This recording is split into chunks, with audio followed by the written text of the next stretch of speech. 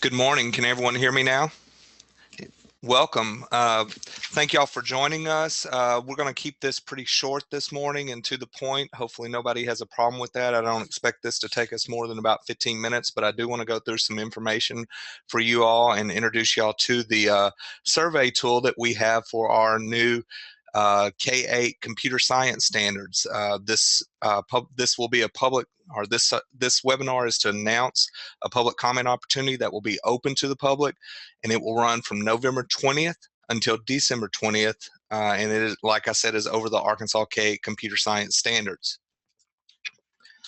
Let me go back to my share screen here, and we'll start going through the information. You saw my email address there, anthony.owen@arkansas.gov. I've also linked that in the chat window. I would encourage you all to open that chat window, and as you have questions, please enter those. We will try our best to respond to those. Miss Stacy Smith is a panelist with me, and she is going to respond to the ones that she feels comfortable doing, and then responding to, and then we will, if there's something we can't get to, I invite you to email me, and then we will answer your question through email later. If you're looking to access the survey, please go to the addresses listed on the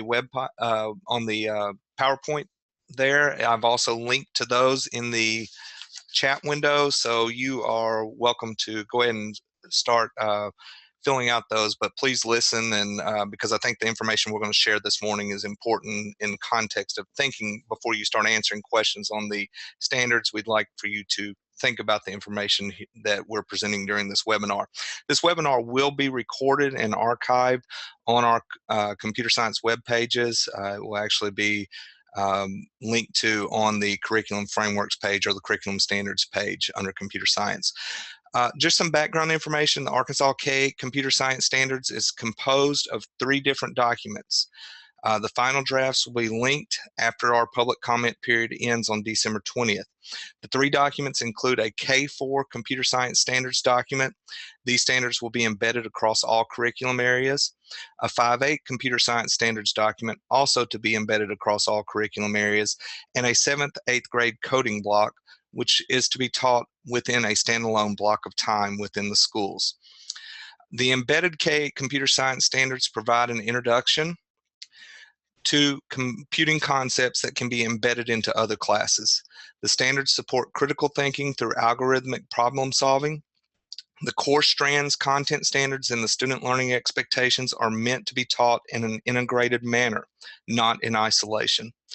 Integration of basic computer science skills and knowledge through a practical classroom experiences promote connections to all subject areas and to the real world. The 7th, 8th grade coding block is designed to be taught in a standalone block of time, as previously mentioned. As part of this block, students will examine how to formulate algorithms as well as create, analyze, test, and debug computer programs to solve real-world problems. Students will be required to use a text-based programming language to accomplish these tasks. These standards are to be taught in an identified block of time and not taught by embedding as an activity spread out over a number of weeks in the current courses. With that said, I do want to reiterate that part of this public comment period is taking your comments on the statements I just made, along with the standards, your thought processes on that. All of this is subject to final committee approval. What they then support to submit to the state board for their consideration is subject to state board approval. So nothing is said and nothing is finalized until the state board has approved it. So please go out and use this opportunity to make comments about your feelings of these, the quality of the standards, and whether you think that they fit the needs of our students. I don't think there's too many people out there that will argue that our students don't need a robust computer science education, or at least being exposed to computer science. So let's get into that a little bit more. And what does this mean for students and teachers? Because I do go out and I talk to a lot of people, and whenever we speak about the K-8 standards, I hear a lot of questions about, are you asking our kindergarten teachers to teach computer programming? Are you asking our third grade history teacher to teach computer programming? And the answer to that is absolutely not. What I am asking your teachers to do is to embed computer science principles across all content areas and part of their lessons. And what you will find as you read through these documents, if you read them in a context of their content area, that in a lot of instances, they are already doing the things that we're asking within this document. We're just asking for the connections to be made to the computer science field. So one of the standards, one of the draft standards under our algorithms and programming strand, let's take it as an example. It's under our content standard 7, students will create, evaluate, and modify algorithms. Now, algorithms, I've been told that's a scary term for elementary and middle school teachers, possibly or potentially. But let's think about what an algorithm is, and this is really that is part of computer science. This thought process of embedding computer science. We want you to start using these computer science terms and relating what you're already doing. So the actual standard is identify and follow an algorithm, which this is my point. An algorithm is simply a defined sequence of steps to accomplish a simple task. So you're already doing that. I know that a lot of teachers out there, they have their students give them instructions of how to make a peanut butter and jelly sandwich. And, I did this with my students when I was in the classroom and had fun with it. If the students told me to put the peanut butter on the bread, I would take the peanut butter jar and set it on top of the loaf of bread. And the thought process there is that a computer can only do what its programmer or what its user tells it to do. And it's going to be very literal. So in those activities y'all are already doing and getting your students to think through problem solving and being precise in their language within all their classes, that is a computer science thought process, is that we require precision in our languages when we tell computers what to do. They're only going to do what we tell them to. So this is not something that is asking our teachers to program or use Java or use C++. This is connecting to a concept that they are already doing within the classroom. We just want you to identify it to your students and to your teachers that it is a computer science thought process. And we'll talk about why here shortly. Let's look at another standard in the kindergarten. And this does get into a little bit of the programming, but it's still not as scary as it seems based on the writing.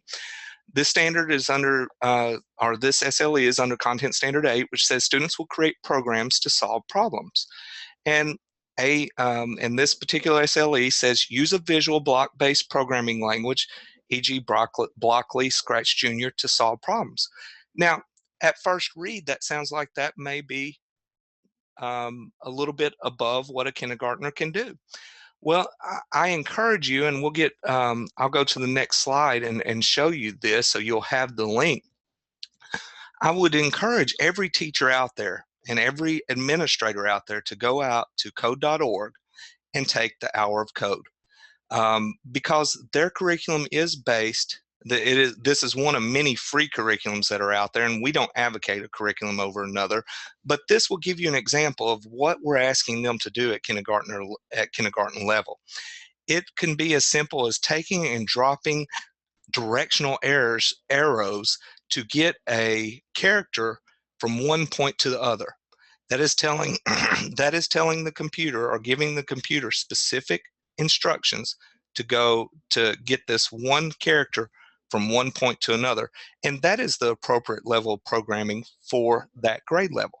So once again, we're not asking kindergartners to code in C++. We're not asking them to learn Java. We're asking them to understand that a program within a computer is just a sequence of specific steps. And if you give the computer a wrong sequence or a wrong step, then it's going to do exactly what you told it to, and it's going to come up with an erroneous result. So, why are we doing this? Why are we saying that all students need a K-8 computer science education? Well, if we consider what we're trying to do as a state, and that is really to engage students in 21st century skills that they need to be productive citizens and to be ready for college and careers, then our students can't leave our schools without a certain level of computer literacy.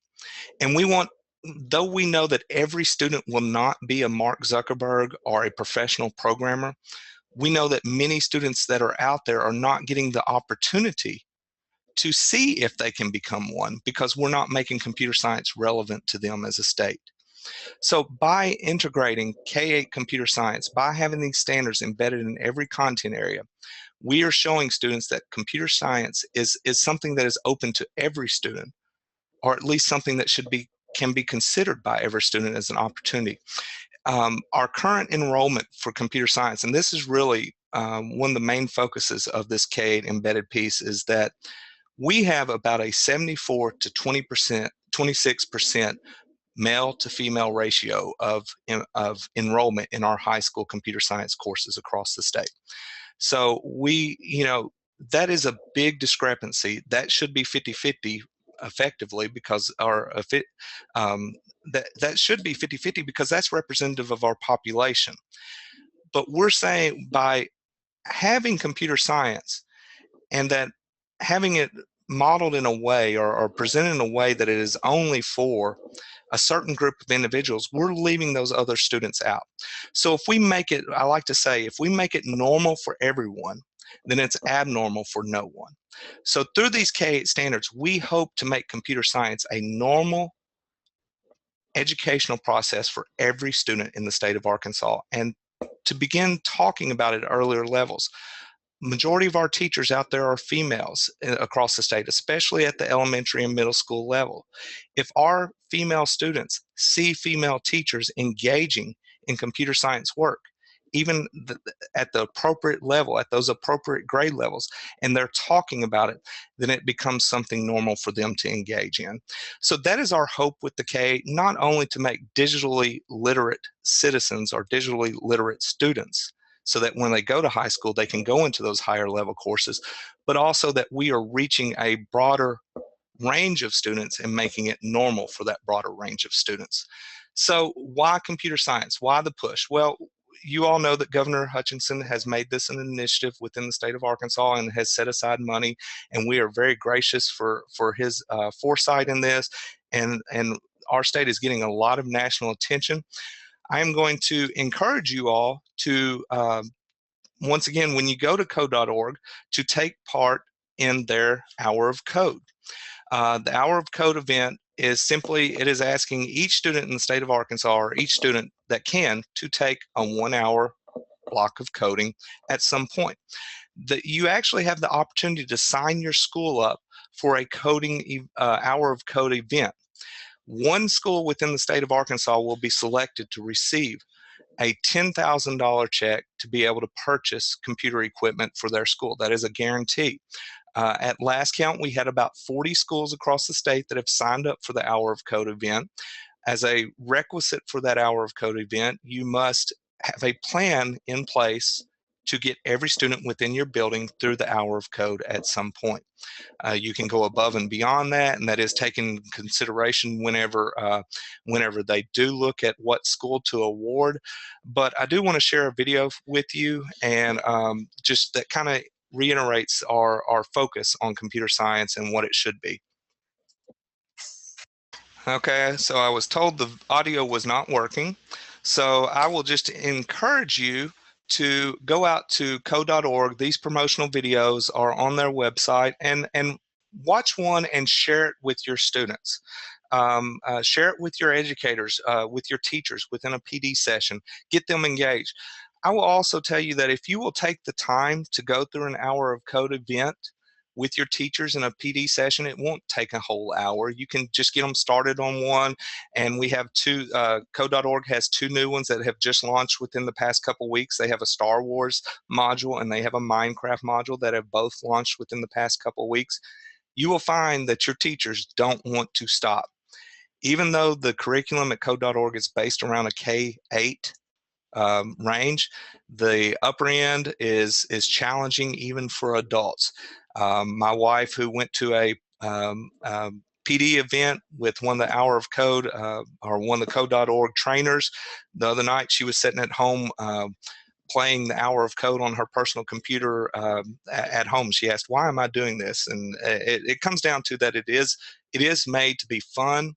It is made to engage students and you're in the work, and it will engage your teachers in the work. And I think that that will alleviate um, a lot of the concerns at those lower grade levels of exactly what does this look like at those lower grade levels. We're not asking you, once again, we're not asking you to understand a coding language at those lower grade levels.